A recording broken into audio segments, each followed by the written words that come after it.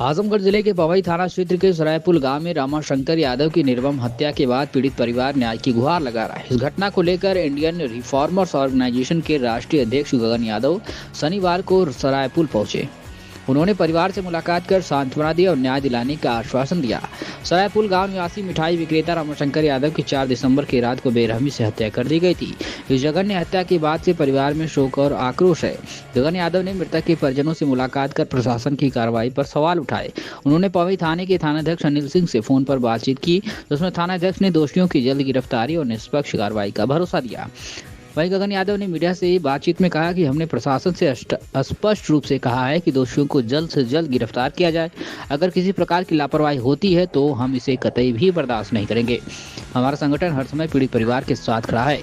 उन्होंने परिजनों को भी आश्वासन दिया कि घटना के दोषियों को कड़ी से कड़ी सजा दिलाई जाएगी। गगन यादव ने कहा कि सरकारें आती जाती रहेंगी, लेकिन न्याय सुनिश्चित करना हमारी जिम्मेदारी है। हमें संगठित होकर अन्याय के खिलाफ लड़ाई लड़नी होगी। इस मौके पर गगन यादव ने कहा कि वह केवल सरकार पर निर्भर नहीं रहते। उन्होंने कहा, आने वाले समय में मैं यहां हेलीकॉप्टर से भी आ सकता हूं, लेकिन यह केवल दिखावे के लिए नहीं बल्कि इस बात का प्रतीक होगा कि न्याय सुनिश्चित करने के लिए मैं हर संभव प्रयास करूंगा। सर आप आज रमाशंकर यादव के घर पर आप आए हैं, मृतक रमाशंकर यादव के घर पर। परिवार का आरोप है कि जितने भी अभियुक्त थे सबकी गिरफ्तारी नहीं हो पाई है।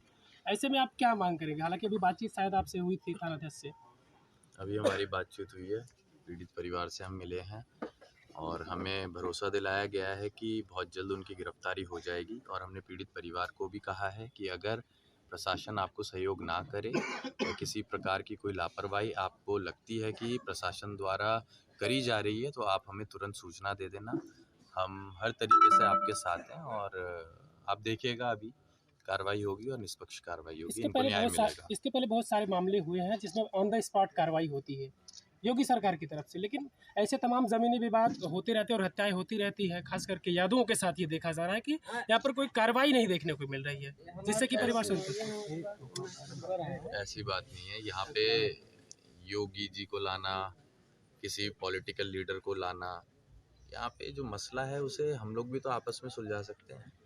अब सरकार किसी की भी रहे, घटनाएं तो होती आई हैं, होती रहेंगी, लेकिन हमारा कर्तव्य क्या है कि हम किसी के सुख दुख में खड़े हो जाएं जाकर। अगर हमें ऐसा लगता है कि हमारे पास इतनी ताकत है कि हम किसी को न्याय दिला सकते हैं, तो हम अपनी ताकत का सही इस्तेमाल करें ना। क्यों हम अपाहिज बने बैठे रहें और सहारे की उम्मीद सिर्फ सरकार से ही करें।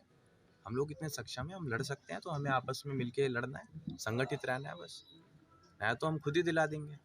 सर आपका आने का मकसद यहाँ पर क्या रहा? हम श्रद्धांजलि देने आए हैं और समाज में ये दुर्घटना हुई है, तो एक सामाजिक जिम्मेदारी के तहत हम लोग यहाँ पीड़ित परिवार से मिलने आए, उनका ढाढ़स बांधने आए हैं और इस दुख की घड़ी में उनके आंसू पोंछने आए हैं। सर ये हर जगह आते हैं, एक ही बात कहते हैं, हम आपके साथ हैं।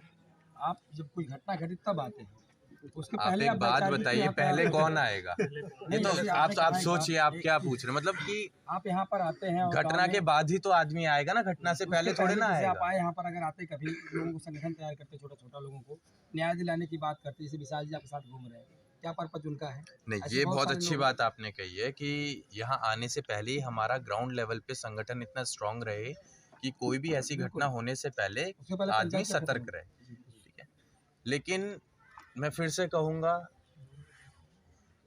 घटनाएं तब भी हो जाएंगी, समझ रहे हैं आप?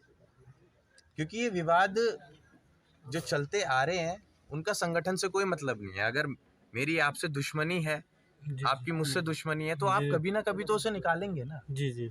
तो घटना तो होनी जो है वो होगी, लेकिन हमें बस ये देखना है कि हम ऐसी घटनाओं में क्या सही का साथ दे पा रहे हैं पूरी ताकत के साथ। और आज हम सही का साथ देने के लिए आए हुए हैं। सर ये घटनाओं पे रोक और तो नहीं लग ऐसे पा ही रही है? आते जाते रहेंगे, जो आपने कहा कि आते जाते रहते हैं, ऐसे ही हम आते जाते रहेंगे। सर ये घटनाओं पर रोक क्यों नहीं लग पा रही है? देखिए, घटनाओं पे रोक तो तब भी नहीं लगी थी जब देवों का युग हुआ करता था। ये तो होती ही आई हैं, होती रहेंगी। मैं फिर से कहूंगा, इस सरकार के तो दावे बड़े हैं कि पहले से अपराध कम हो रहे हैं। आप ये कह सकते हो कि ये सरकार सही आंकड़े आपको दिखाने का काम नहीं करती है। मतलब अगर कोई घटना हुई है, मेजर ऐसे घटनाएं हैं जहां पर एफआईआर तक नहीं होती है, ना होने का मतलब ये है कि वो डाटा रिपोर्ट में ना चढ़े। हर आदमी, हर नेता ये चाहता है, जो प्रदेश चला रहा है, वो चाहेगा कि मेरे प्रदेश के आंकड़े पॉजिटिव आए, नेगेटिव ना आए। तो उन्हीं आंकड़ों को दबाने के लिए वो लोग एफआईआर तक नहीं लिखते हैं, जो कि बड़ी ही दुर्भाग्य की बात है। सर एक अंतिम सवाल आपसे, बहुत अहम सवाल है। परिवार का आरोप, जो मेन मुलजिम था जिसके नाम तहरीर नामजद दी गई, वो पुलिस गिरफ्तार नहीं की, वो कोर्ट में हाजिर हो गया 10 दिन में। इस पे आप पुलिस की लापरवाही मान 10 दिन देंगे? तो घटना को हुए हैं, हाजिर अभी हाल फिलहाल में ही हुए हैं वो, ठीक है। और हमने भी सूचना अभी 4-5 दिन पहले ही दी थी यहाँ आने की। तो आप देखिए कि वो कहीं ना कहीं उसके अंदर भी डर था, जिस वजह से उन्होंने सरेंडर किया है। अब आगे आप देखिएगा गिरफ्तारी का और परिवार को न्याय दिलाने का, संतुष्ट करने का आप धीरे धीरे देखेंगे कि इनको हर प्रकार से प्रशासन संतुष्ट भी करेगा और इनका ख्याल भी रखेगा।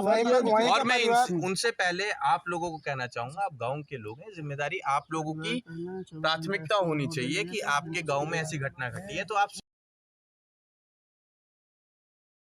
कल को हम भी आपके लिए खड़े रहेंगे। तो ये तो आप सभी लोगों की जिम्मेदारी है। इसके लिए हमें ये इंतजार नहीं करना है कि कौन फलाना नेता आएगा तब जाके हम उसके साथ खड़े हो जाएंगे, उसे सुनने जाएंगे।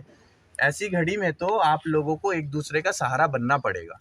गगन जी, आपने कहा कि हम आते रहेंगे और जहां भी आप जाते हैं कहते हैं कि हम आते रहेंगे, लेकिन अभी हाल ही में घटना हुई थी जौनपुर में, अनुराग यादव को सर से धड़ अलग कर दिया जाता है। आज की वो स्थिति अनुराग यादव के परिवार की कि आज उनका परिवार पूरा डरा सहमा हुआ और वहां पर जो सुरक्षा दी गई थी वो भी हटा दिया गया। हमारी बात होती रहती है। देखो इसमें अब ये मुद्दा दूसरा जहां हम आए हुए हैं, आपको पता है हमारा रोज का रूट रहता है कहीं ना कहीं। हम क्यों आते हैं आपको पता है? नहीं, मुझे लगा कि आपको याद दिलवाएं कि अनुराग यादव के परिवार की हाल ले रहे हैं आप। हमारे पास गांव के प्रधान का फोन आता रहता है और हमने उन्हें ये कह दिया था कोई भी परेशानी अगर होती है तो हम तक सूचना पहुंचा देना। और नंबर भी तभी सेव हो गया था और हाल फिलहाल में ही हमारी बात भी हुई थी, ठीक है। और हमने हालचाल भी लिया था और हमने ये भी पूछा था कि सब ठीक चल रहा है। और आप उनसे ज़रा पूछिएगा क्या हमने हालचाल लिया या नहीं लिया। हम अपना कर्तव्य अच्छे तरीके से निभा रहे हैं। हम कहीं पर भी फॉर्मेलिटी करने नहीं आते हैं कि हम आज आ गए और कल को यहाँ से जाने के बाद हम भूल जाएं। हम बहुत बड़ी जिम्मेदारी लेकर आप लोगों के बीच से यहाँ जा रहे हैं। हम जो बोल रहे हैं हमारी इतनी बड़ी जिम्मेदारी हो जाती है कि कल को हमें इसे पूरा भी करना है। कल हम लोग गए थे, अनुराग के पिताजी रो रहे थे और वो कह रहे थे कि मैं आत्मदाह कर लूंगा क्योंकि उन्हें लग रहा है कि मुझे न्याय नहीं मिल पाएगा। और ऐसे ही तमाम ऐसे परिवार हैं जिनके पास तो लोग जाते हैं, बस उन्हें सांत्वना देकर चले जाते हैं और फिर वो उनके फाइलें दबी पड़ी रह जाती हैं, उन्हें न्याय नहीं मिल पाता है। देखिए न्याय का ऐसा है, हम तो कहेंगे कि अभी हिम्मत बना कर रखिए आप। मैं पता है किसी के दरवाजे पे क्यों आता हूँ, आप मुझसे पूछिए ना मेरा रोल क्या है। मैं सरकार में तो नहीं हूँ, ना ही मैं प्रदेश का मुख्यमंत्री हूँ। मैं अपना काम कैसे कर रहा हूँ? आपके जीवन में कोई दुख आया, मैं आपके साथ आके खड़ा हो गया। आपको किसी से डर है, आपको खतरा है, मैं आपके साथ आके खड़ा हो गया। मैंने आपके साथ खड़े होने के बाद आपको इस चीज़ का एहसास करा दिया कि अब आप अकेले नहीं हैं, अब आपके साथ हम लोग हैं। तो आपको हिम्मत मिली। अब आगे की लड़ाई तो आपको लड़नी है ना, हम तो रोज लड़ रहे हैं। लेकिन हम इतना जरूर कह के जाएंगे कि आपको कोई परेशान नहीं कर पाएगा। अब आप अकेले नहीं हैं, आपके पास एक ताकत जुड़ चुकी है। समझ रहे हैं आप हम क्यों आ रहे हैं किसी के दरवाजे पे? क्या वजह है? उसकी हिम्मत को बढ़ाने के लिए आ रहे हैं। क्या वजह है पूर्वांचल में आप बार बार यहाँ सक्रिय हो रहे हैं और बहुत सारे यहाँ नेता मंत्री विधायक सपा बसपा विपक्ष पक्ष सब लोग हैं यहाँ पर, वो लोग आपसे क्यों आपके नाम लेते हैं? वो लोग कहते नहीं गगन जी यार कुछ ऐसा नहीं काम करो, खाली आके चले जाते, क्या मामला है? यार देखिए, अब आपको सोचना पड़ेगा कि एक विधायक एक विधानसभा संभालता है, एक सांसद एक लोकसभा संभालता है, एक मुख्यमंत्री भी एक प्रदेश संभालता है। आप कभी गगन यादव से पूछते हैं कि गगन यादव आप कितने प्रदेशों में जा रहे हैं, कहाँ कहाँ आप लोगों के बीच में जा रहे हैं, क्या व्यवस्थाएं आपको मिली हुई हैं? मैं रोज सड़कों पे रहता हूं, क्या कभी आपने पूछा कि गगन किसी चीज की कोई समस्या तो नहीं आ रही है? सोच के देखना आप, वो सरकारी खर्चों पे आपकी सेवा करने आ रहे हैं। वही तो दिक्कत, लोग कहते हैं बड़ी फंडिंग कहाँ से इनके पास आ रही है। मेरे पास तो आप आने वाले समय में देखना इतनी बड़ी फंडिंग रहेगी कि मैं हेलीकॉप्टर से आऊंगा हर जगह, उन नेताओं को कह देना। लेकिन आज मैं नहीं आऊंगा, मैं आऊंगा साहब, मेरे पास समस्याएं बहुत है। मैं आप लोगों का दुख का निवारण निकालने आया हूं, मैं आपको हिम्मत देने आया हूं और मैं रोज भी घूमता रहूंगा। तो आज सड़क हमने छाप दी है पूरी, रोज चलते चलते। कल को हम अगर उड़ते हुए भी आएंगे ना तो भी हम एक दिन का आराम नहीं करेंगे। लेकिन आप समझिए हमारे पास एक सीमित दायरा नहीं है, उन नेताओं के पास एक सीमित दायरा है। अगर हमारे पास एक विधानसभा, एक लोकसभा होती तो एक जिले में हमें